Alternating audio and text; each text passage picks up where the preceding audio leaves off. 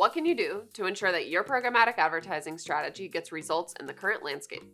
First, you have to understand the landscape, which looks nothing like it did several years ago.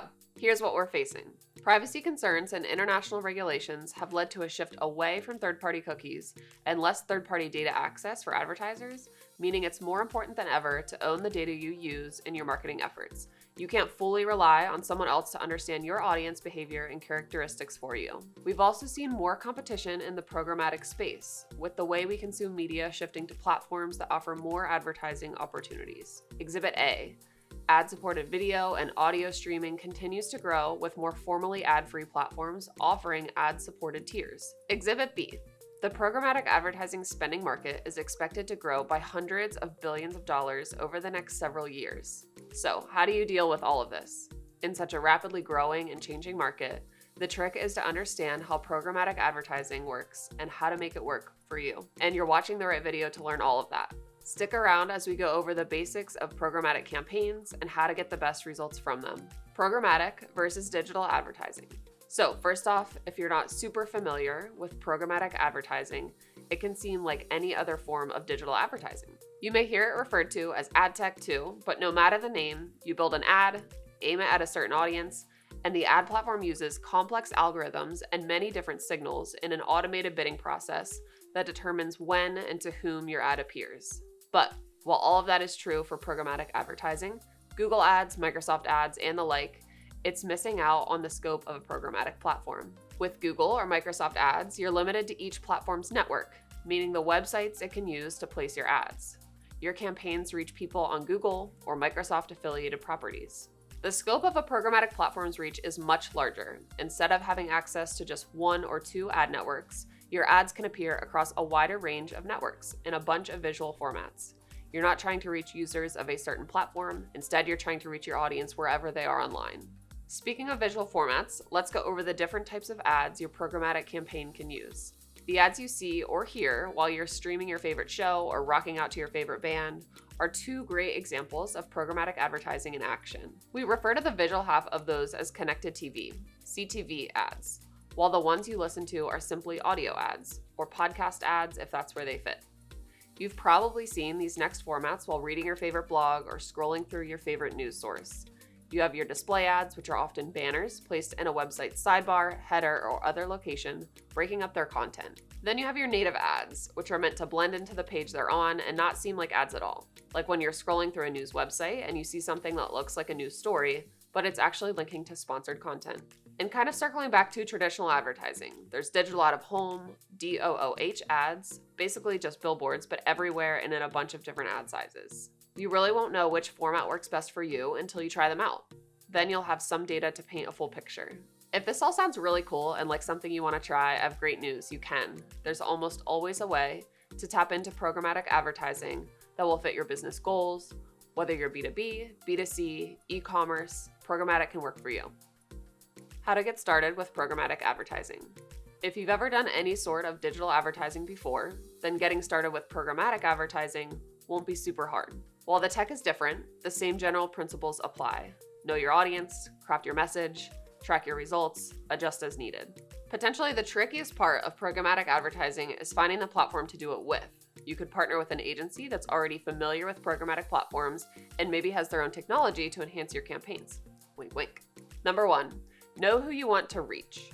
Before you do anything, demo platforms, set budgets, have an idea of the people you want to reach. You can narrow down platforms by their ability to reach your audience wherever they are. The last thing you want to do is have an audience that loves podcasts, but a platform that doesn't do audio advertising. Number 2, research different platforms.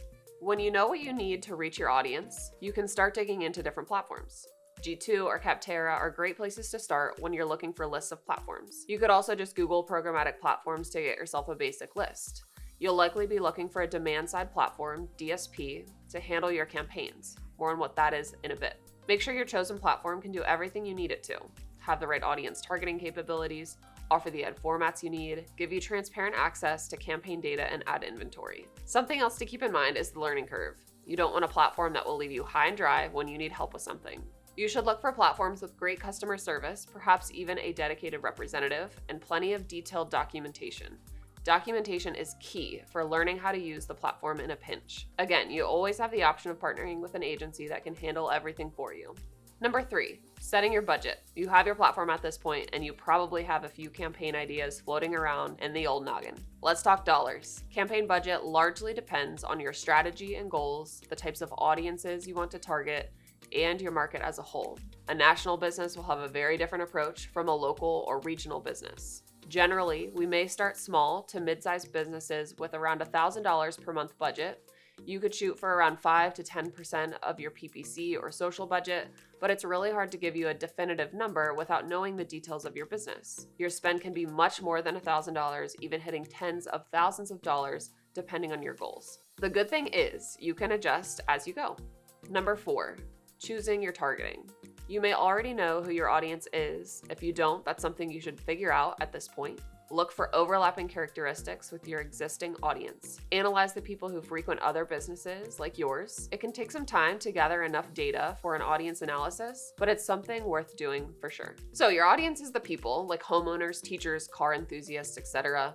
Targeting is how you reach them. Where do they spend their time online? What's the best way to get your ad in front of them? Most importantly, do you have the data necessary to reach them? The best kind of data is the data you've gathered from people who have interacted with your business, whether through your previous ads, website visits, or even calls with your sales team. This is known as first-party data, the data you and no one else owns.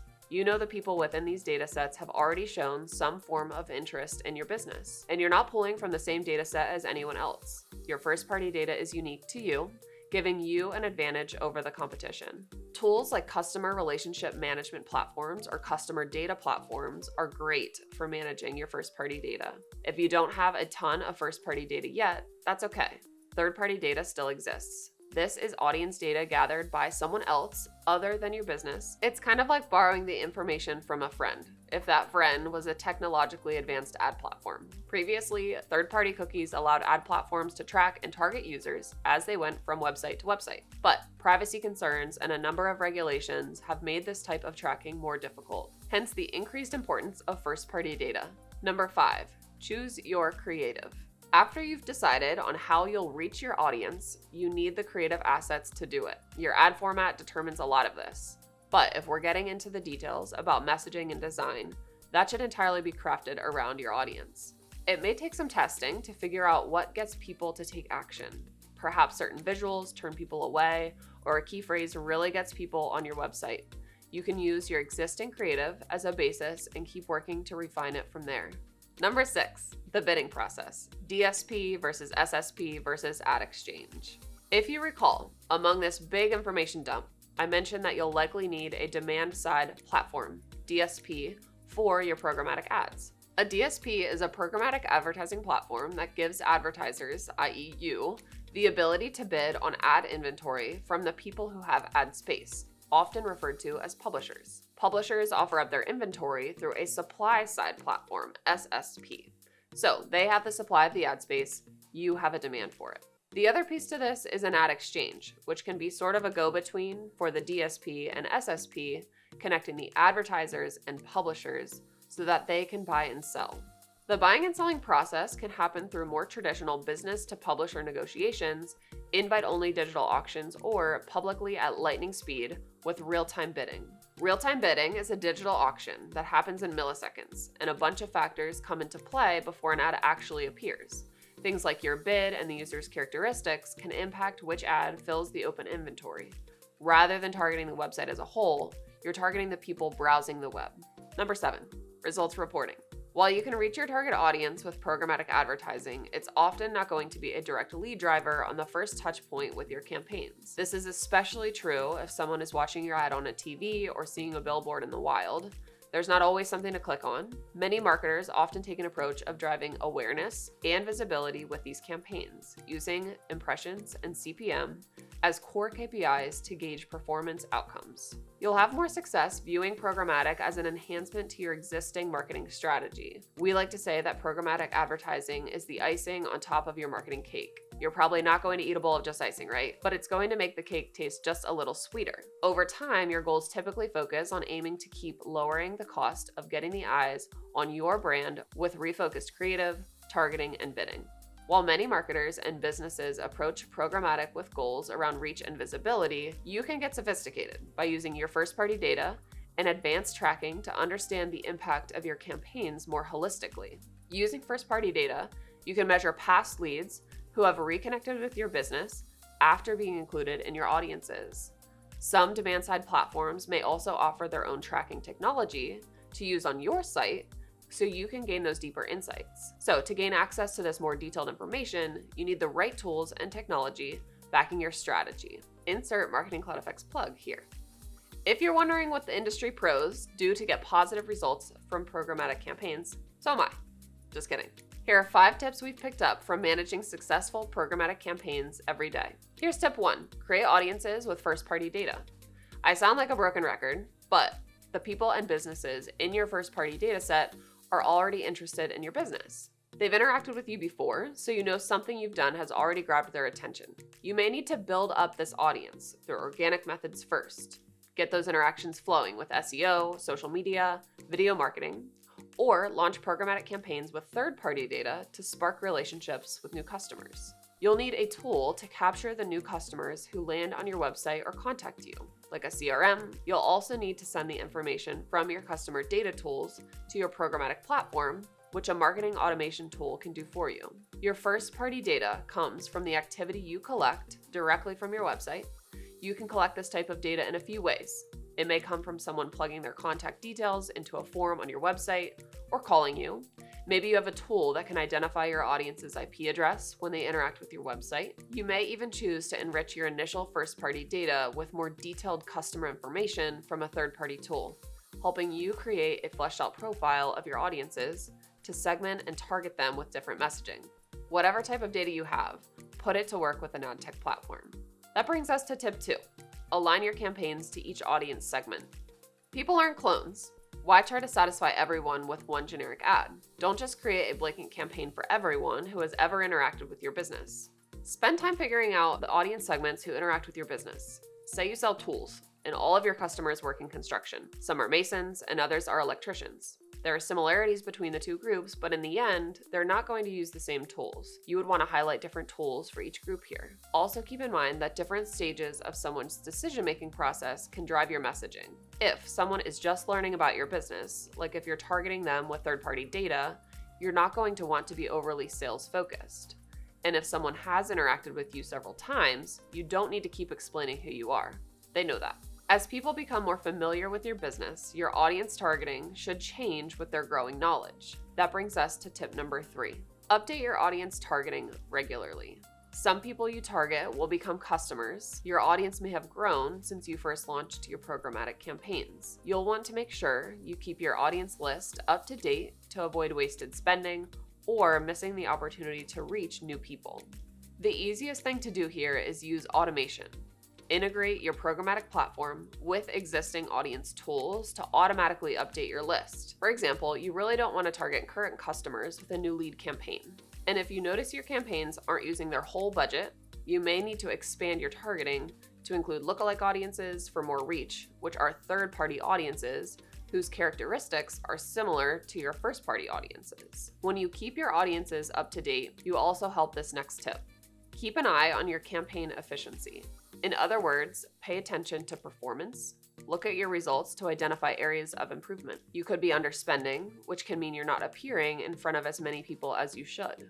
You can be overspending, potentially investing ad dollars on a number of irrelevant people. Your targeting may be too wide or your audience too narrow, or everything is doing great. That's a possibility too. Don't forget to review inventory delivery. You want to make sure your campaigns are reaching your audience where they are online, but you can curate some direction here if where you are delivering doesn't align with your expectations. If your platform offers you that transparency, which it really should, and the inventory isn't what you're looking for, how can you better focus your campaign? Where are your ads showing up, and is it enough to reach your audience? You'll want to cast a net wide enough for inventory and ad delivery, since that's the beauty and benefit of running ads programmatically too. And lastly, tip 5, test your creative. Sometimes you can do everything right, but your creative assets just aren't resonating with your audience. And if they are, there's always an opportunity to try something that can enhance your results. You may benefit from using video rather than a still image or the other way around. Just don't be afraid to try something and watch your metrics closely to see if your test worked. With a well thought out programmatic campaign, you'll have new and engaged audiences at your fingertips. Programmatic can really grab attention, and not just because it's a visual type of ad. It's audience centric on the platforms they use and with the messaging they care about. Plus, like most forms of digital advertising, the budget's flexible and can allow you to adapt to market changes. We've seen programmatic advertising work for our clients, and it's a great option for many businesses. Give it a try.